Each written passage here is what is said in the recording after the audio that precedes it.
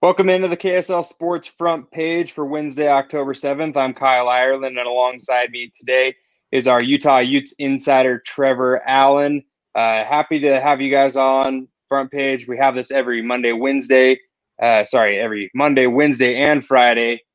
We talk every day of those 3 days about all the top stories from that day and then the day prior or the weekend prior. So if you missed anything, feel free to tune in at 4 o'clock Monday, Wednesday, and Friday. We'll catch up on the big stories of the day. And today, Trevor, it was a big day for you. I know that you've been busy all morning and afternoon. A virtual Pac-12 Media Day of sorts. Obviously, the Pac-12 being delayed to start this 2020 college football season. Things have been, thrown into the, weird mix that 2020 has been for all of us. But, BYU's Media Day, Pac-12 Media Day, Mountain West Media Day, everything's different, right, than it was in seasons past. And so it was cool to hear from you earlier today, just a little bit about, what you heard on the calls and whatnot. So, could you fill in our audience, our listeners? I know you have a few pieces up and we'll go over those, but just as the Pac-12 as a whole, what did you learn about the conference today? What did you hear from some of the opposing coaches, outside of the University of Utah about what this conference is looking forward to as far as the 2020 season is, starting next month? I tell you, Kyle, it was really different because normally we have these media days. They're in LA, and I'm sure one day they'll probably move over to Vegas. But it's usually a 2-day event where you're talking to coaches and then student athletes, and it's one of those things where they just out of the blue sent us an email yesterday. The Pac-12 did, and said, "Hey, all 12 coaches are going to be available for 25 minutes apiece." On Wednesday, so today. And so it started at 10 a.m. I just wrapped up literally 5 minutes ago with Herm Edwards. And it was just a big old virtual Zoom call where we were able to ask questions. And, Kyle Whittingham was he was the second one on the list right after Clay Helton, who kicked things off. And it was really interesting because talking to all the coaches, you start to gain a sense of what they're going through during this offseason. And you're really seeing how certain state regulations and how they're trying to keep schools safe and things like that, how they're actually having an impact on these Pac-12 universities. Because if for those of you Utah hasn't really had much issues as far as what they're limited to. I mean, obviously they have rules out there that all the schools are dealing with, which is like, working out 12 hours a week and things like that. But as far as like, some of these schools couldn't even have gatherings of more than 12 players, and now they're trying to get leeway to be able to have 75 people gathered for practices, especially with this daily rapid testing now. And it's been interesting how they've been able to steer through the waters of this pandemic. And it's been really interesting because there were a lot of things that came up. Obviously, the pandemic. That was the number one thing. And we actually found out a couple of Pac-12 head coaches had tested positive at some point in time for COVID-19. Kevin Sumlin, who's the head coach of the Arizona Wildcats, he is currently in quarantine right now. Over the weekend, he announced that he tested positive for COVID-19. And then we also found out that Chip Kelly tested positive back in April. He and his wife had it, even though it was during the shutdown. They didn't go out. They really didn't leave their house unless they went to the grocery store, and that was with a mask and gloves. So Coach Kelly really wasn't sure how he got the virus, but they're all saying to take it seriously. But the main takeaway from it, Kyle, is that everyone's ready to play. Everyone's really excited to play, and they're glad that they're able to do it. In a month from now, actually 1 month from today, as opposed to January or February. Yeah, I think that's key, Trevor. That last point that you brought up is we saw that initial postponement, kind of direct. I mean, Mountain West, Pac-12, all of these conferences that pushed things off. It was, whether or not they were going to be able to play a spring schedule, and then just the complications that would potentially bring in for not only the programs, this season, but also looking ahead to the 2021 schedule. Also, things like the NFL for guys leaving early to go to the NFL or graduating and then going to the NFL. So it is nice, I think, that we have this, conclusive date set that we're going to have some Pac-12 football coming up in November. And let's start with the University of Utah and the fact that, every preseason we have polls come out, we have these projections, and, us as media members, we like to, kind of read into those things, build stories off of them and whatnot. And you put out a piece earlier today about Utah being picked to finish third in the Pac-12 preseason media poll. And what did you make of that? The fact that the Utes were, they were so dominant last year in the Pac-12 South Division, right? Just a couple of slip-ups and, making it to the Pac-12 championship game, losing a number of guys, highly touted guys to the NFL. And we've already seen through the first 4 weeks of the NFL season what some of those former Utah players and now rookies in the NFL are able to do on a big stage. What is Utah going to be able to do to replace those guys moving into this season? Because, I think it's impressive that they were picked to finish third in the South Division here behind USC and Arizona State. What did you make of this preseason media poll? Well, I was also shocked at the fact that Utah had 4 votes of media members who picked them to win the conference, which was 2 more than of what the Sun Devils had. And, but it was just off of the point system. It put them in third. But, I wasn't, really shocked, to be honest with you, Kyle, because going into this thing, I thought it was going to be a toss-up between ASU and Utah who would take the number 2. I knew that it was going to be USC picked to win the South Division, and then after Utah and ASU, it was just going to kind of be fill in the blanks. I actually tweeted out last night, had I had a ballot, how I would have voted, and really the only difference in this South Division that I tweeted out yesterday was put Colorado last and Utah up in second place. Other than that, it's pretty close to that. And then in the North, we all knew Oregon was going to be picked, even though I've actually seen some tweets out there, especially from a buddy, Sean O'Connell, who's a columnist for KSLSports.com. He doesn't think Oregon's going to be good enough to win the conference. And he actually thinks Stanford's going to win the conference or win the North Division, which, he says it's probably one of those years. And he could very well be right where, media picks a certain team. Like, so for instance, a couple years ago, Colorado went to the Pac-12 championship game when they were in last place the year before, and they went to the championship game, lost, but they weren't predicted to win the South. And so I think it's going to be one of those years. I think it's going to depend on who's going to able to get the most games in to where you're end up crowning, because I know a lot of the conversations today with coaches was they're just hopeful, and they would be elated if they can get all 7 games in. If they can get 5 or 6 in, they'll still be happy. But obviously they wouldn't if they can only get in a select few. But I think that's one of the things out there that people are really looking at is I wouldn't look too much into this Utah pick third, but I would call it a win if I were Utah fans out there, because of how much talent is gone. As you mentioned, a lot of those guys are now playing in the league, and you're having to try to replace them with freshmen and sophomores. And to be able to do that in the middle of a pandemic when you only had 3 spring practices, and you're going to have a very minimal training camp, if you will, and you're having to do training camp during school, because normally whenever you have camp in August, players are not starting school yet. And so coaches can practice whenever they want throughout the day. They can change it up as far as practice times, but they now have to go off a class schedule. And I know a lot of them are taking online classes, but you still have to put some of the academics in there as well, but trying to get ready for a season.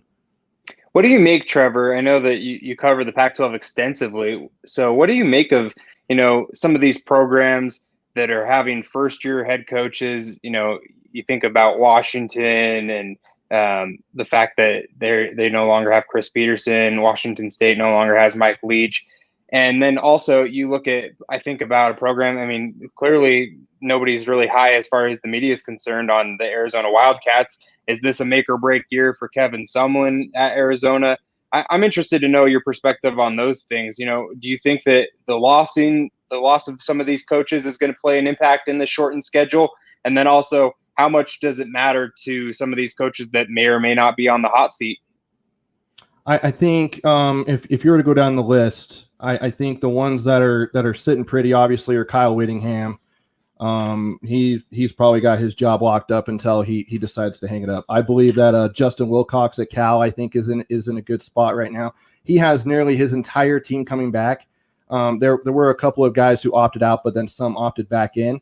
But the main talent he lost from last year were 3 players, and they all went into the NFL. Other than that, their entire offensive line, their offense is back. As long as Chase Garber stays healthy, they're going to be good. But as far as Kevin Sumlin, I think he's in one of those spots where I don't think the Wildcats have if they have a bad season this year, I don't think it's going to really mean that he's going to get fired. But I think next year is where his seat gets really, really toasty, because you're not going to bring in a coach like Kevin Sumlin, who's coached, A&M and had some really great talent from his coaching tenures at other spots. You're not going to bring him in and only have a couple of years with him and then, try and throw him away, because it just doesn't make a lot of sense. I think Kevin Sumlin's a really good coach. I think some of the choices he's made were maybe a little bit, it had a little bit. I was really concerned of how he used Khalil Tate.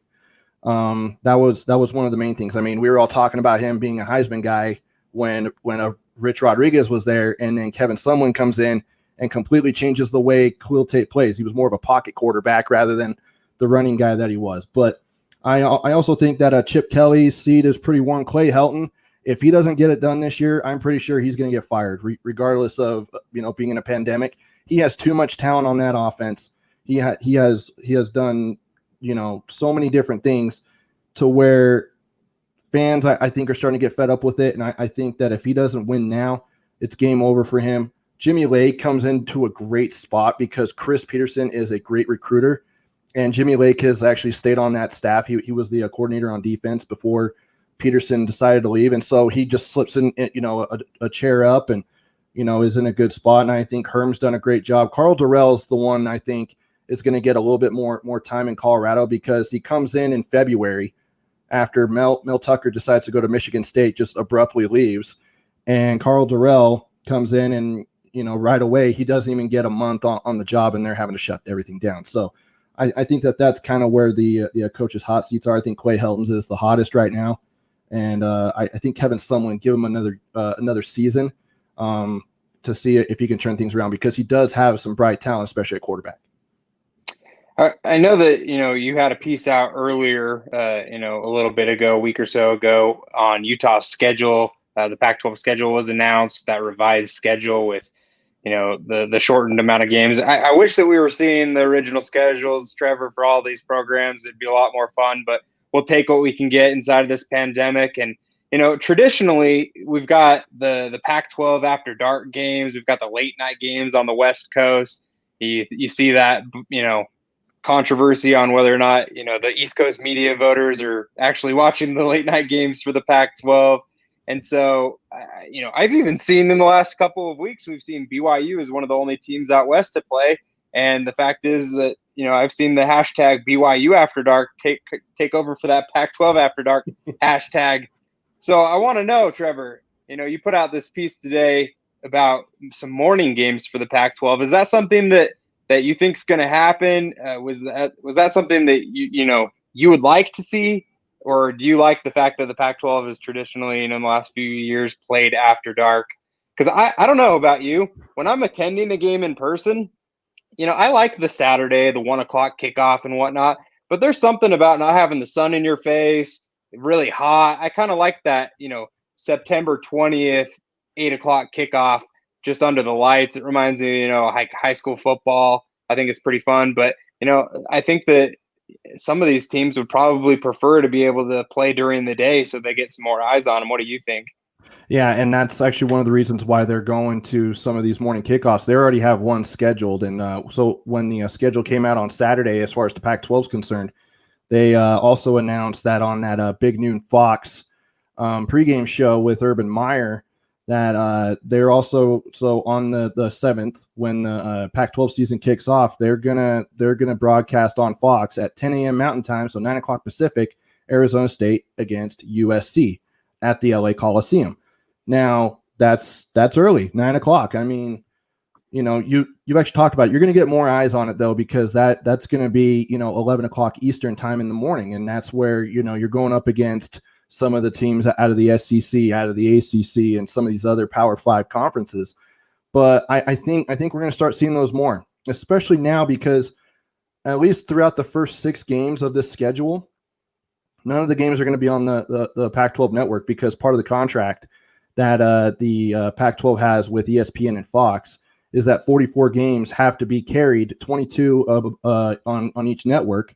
And, if you were to actually do the math, that would only be 36 games that would be able to broadcast throughout the first 6 weeks, which means the Pac-12 network is left high and dry once again. So I think because of a lot of these slots that you're going to have, I mean, Kyle, this Saturday nights right now lately, BYU is, for their game on Saturday, it kicks off at 1:30, I think. Mm-hmm. And, at night, at around 7 or 8 o'clock at night, we're not having any college football games because you're not seeing Mountain West teams play. You're not seeing the Pac-12 play. None of that. I do think we're probably going to get 1, maybe 2 morning kickoff games a week, I would guess. And then the rest, I think, are going to be moved to late afternoon, early evening, as far as Pac-12 games are concerned. But I know that Utah is on board with it. Kyle Whittingham said, the earlier the better. Let's, roll it out and play. And he says, give us all the morning games if you want. And I know that there are some other coaches who are on board. I know Colorado is on board with it. Herm Edwards obviously has to be on board with it. He doesn't have a choice now. Same with Clay Helton. But, Jimmy Lake, he was kind of on the fence with it. I know that Stanford's not on board with it. And Oregon is kind of, obviously all the coaches are going to play if their game is scheduled in the morning, but some of them would rather not. Yeah. So you mentioned David Shaw. I saw your tweet on the KSL Sports Twitter feed this morning or this early afternoon about, his comments that he said that it would, cause some changes that would have to be made. I think that, part of that is just the fact, you kind of get used to whatever you're used to, right?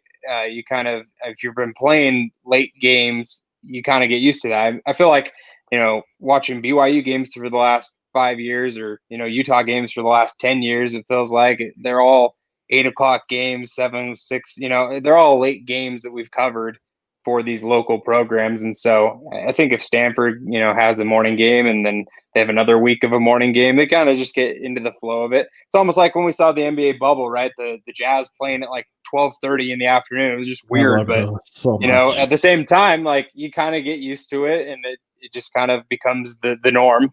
So I think it'll be interesting to see how those things play out as we kind of move throughout this season. But I wanted to move over to the pros because some big news came out today in the NFL. The Washington football team announced that they were benching Dwayne Haskins, former Ohio State quarterback, a young guy for that program or that organization.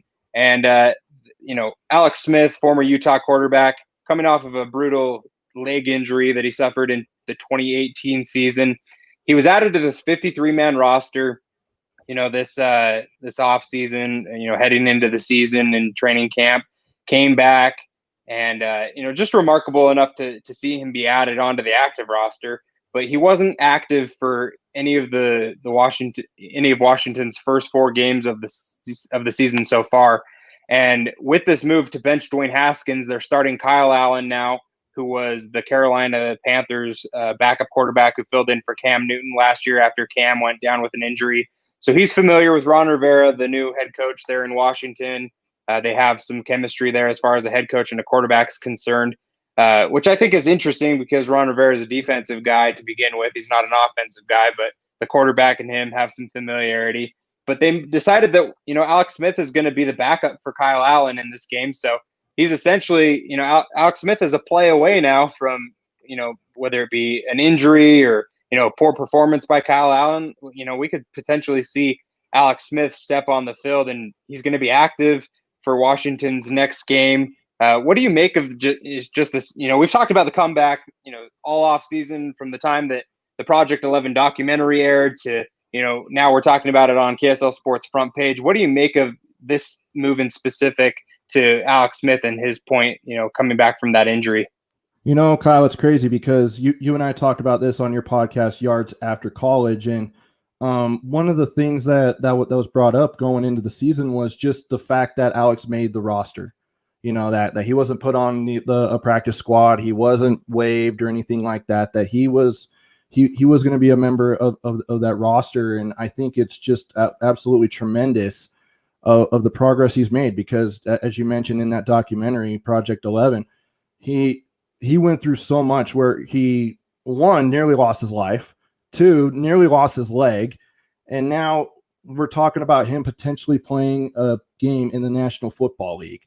The fact that he's able to do that, even if he can come out and just do have one snap just to take a knee to win the game, not only is that going to have huge storylines, but that just goes to show what kind of player Alex Smith is. And I got to know Alex a little bit more through when I talked to Urban Meyer a couple of months ago, just the type of player that he is. I mean, I've never interviewed Alex, I've never talked to him, but just I felt like I got to know him a little bit more when I talked to Urban Meyer because of the close relationship they had now, and even back when Urban was here at Utah.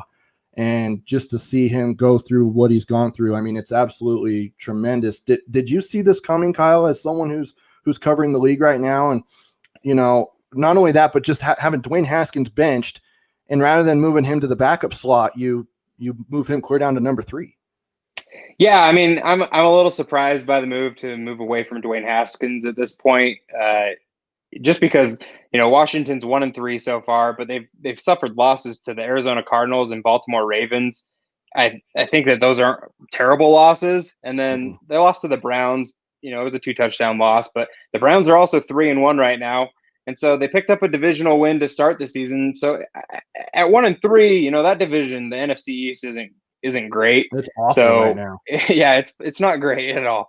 And so I'm a little surprised that they moved away from Dwayne Haskins, because I think that, I think he's in his second year now. Maybe it's his third year. Yeah, and the fact that, you draft him so highly out of Ohio State and you kind of move away from him at this point, it almost seems like 4 weeks into the season, Ron Rivera is at the point where he's like, okay, he's not our quarterback of the future. We're going to look to somebody else. Maybe they try and, look at somebody in the 2021 draft. And, it's all said and done for Dwayne Haskins in Washington. But as far as Alex is concerned, I don't know Alex on a personal level. I've only read and seen things like everybody else. And so, after seeing that injury in 2018, it was hard for me to imagine him coming back and playing in the NFL. It just seemed like such a traumatic injury. We've seen the video, the photos, all those things. And I think that just speaks to who Alex Smith is as a person, his character and his work ethic to be able to get back to this point. Because even if he doesn't ever start a game again, just to be able to be on an active roster for an NFL team, just the high level of athleticism that you have to have at that point is pretty impressive and crazy. So if we're able to see him take snaps at all, I just think that that's a miracle. Personally, I think that that's super impressive and great for Alex. Props to him, props to his family, his support system, all the people around him, because that is a remarkable thing to take place. Alex Smith and the Washington football team, they're going to take on they're hosting the Los Angeles Rams on Sunday. You can tune into that game at 11 a.m. on Fox and see if Alex takes some snaps. I mean, my goodness, that would be pretty crazy. I'll be on Sunday working all the NFL games. So if Alex Smith does anything on Sunday, we'll have that covered for you on KSLSports.com. Last thing for you, Trevor, before we say goodbye to our audience today on the KSL Sports front page. And feel free, that is, as you're watching this, to chime in. Tim Morris comments, hi. We had somebody else earlier say, go Utes. So, feel free to join the conversation on this. And one thing that I want to get your perspective on, and, we can have, some people chime in on this as well, is Sione Lund, Utah linebacker, has entered the transfer portal for the second time in his career at the University of Utah. Tom Hackett had a piece up on this earlier this afternoon as you were busy with the virtual media day of sorts for the Pac-12. But I wanted to get your take on it, Trevor. What do you think this means for not only Sione Lund, but also the University of Utah and their defensive group as far as the linebackers are concerned? Well, I can't really speak on what is going on with him personally as far as why he's transferring. I do know that at the beginning of spring ball, one of the very few spring ball practices that the Utah has, Sione Lund was not a part of the roster. Kyle Whittingham said that he was not with the team due to violation of rules. And we never really heard anything since. He wasn't listed on Utah's 2020 fall roster. But, prior to all of that, he was going to come in with Francis Bernard going off to the NFL. Sione Lund was going to potentially be that other starting linebacker next to Devin Lloyd. Now, that's obviously not going to be the case anymore. But Sione Lund started his career as a running back at Stanford, and obviously out of Brighton High School here in Utah. And he decided to go into the transfer portal, came to Utah, obviously sat out a year due to some of the rules, and then he chose to and Utah decided to move him over to linebacker because he was originally a running back, and played well in spurts. Was able to get some reps towards the end of last year, especially because Utah plays that nickel that nickel set where they have two linebackers. So as a linebacker, your chances of getting reps are even slimmer. And when you have a duo like Francis Bernard and Devin Lloyd, you're not going to get a lot of field time. And so Sione, obviously, from what I'm understanding, is probably dealing with some stuff off the field, and probably I don't know if something happened as far as the depth chart was concerned, or not getting minutes and reps. So it's one of those things where it as Utah and Kyle Whittingham always says, it is the next man up. But look for a couple of guys. Nephi Sewell is a guy who transferred to Utah from Nevada. He is the brother of Penei Sewell, Noah Sewell, the two Oregon guys. And he actually came to Utah as a safety or a DB and was actually going to be playing safety, but then he bulked up. I think he had about like 20 pounds or something like that. And they moved him over to linebacker, and it's going to be him and sophomore Andrew Mataafa who will be competing for the reps next to Devin Lloyd. And that was one of the things Kyle Whittingham said last week when he spoke to the media, that one of the things that needed to be ironed out during camp was to find that other linebacker next to Devin Lloyd. So, hopefully things in Sione's life are okay, and that it's just a move to another school to have another opportunity. But it's not a good thing when you transfer 3 times in one college career. Whatever happens with Sione Lund, Trevor will have that covered for you, not only on KSLSports.com as our Utah Utes insider, but he's also going to have that covered for you and much more on today's events from the Pac12, virtual media day of sorts, also with the schedule, kickoff times, all of those types of things. He'll have all that reaction for you on the Crimson Corner podcast, which you can subscribe to on Apple Podcasts, Google Podcasts, Spotify, wherever you get your podcasts. Make sure you're subscribed if you're a Utah Utes fan to the Crimson Corner podcast and check out Trevor's work there, and then also KSLSports.com. Thanks again, Trevor, for joining the KSL Sports front page with me today. You can follow Trevor on Twitter at Trevor A Sports. You can follow me on Twitter at Kyle Ireland. Be sure to tune in on Friday. We're going to have another edition of the KSL Sports front page at 4 o'clock. I'm sure there's going to be more University of Utah talk there as well on Friday. Camp opens up. Camp. Trevor, you said it's a month away, but my gosh, that the months are flying by right now. We have sports back, so sooner or later, the kickoff for Utah's opener, it's going to be just days away before we blink our eyes. But we'll have that covered for you on Friday, and then also we've got some college football to talk about coming up into this weekend of college football. You mentioned the BYU game on Saturday, so all that and more on the KSL Sports front page. Be sure to check that out on Friday at 4 p.m. And until then, make sure to visit KSLSports.com.